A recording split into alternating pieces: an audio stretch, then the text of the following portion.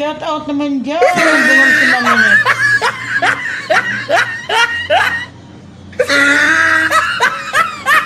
Yan yun mga guys. Pag nagkatira si Maminit. Ang ipin ko. Kapapalitan ko na dito.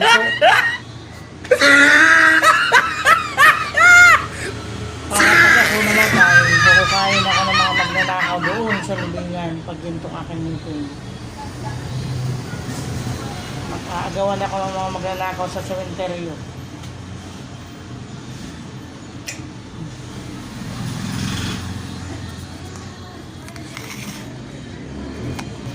Ayan mga guys, piggy-peggy bread.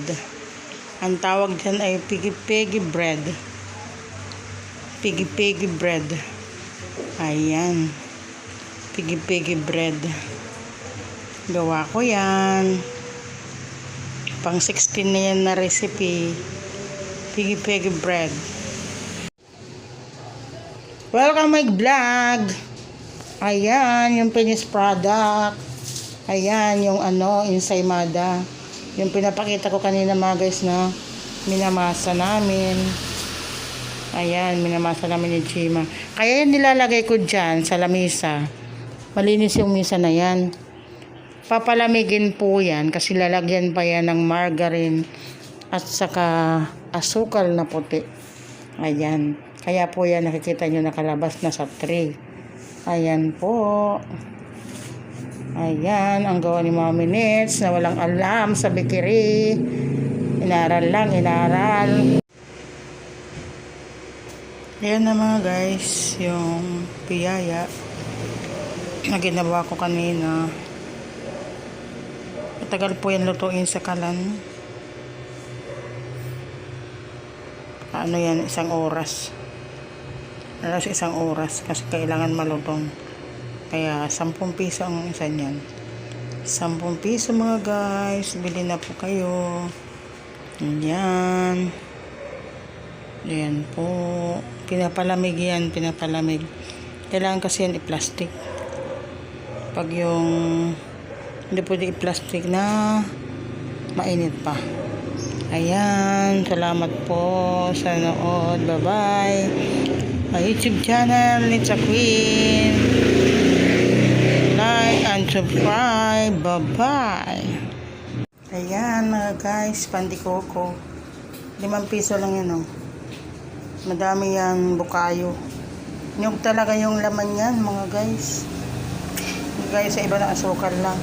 Nyug, bukayo, pandikoko.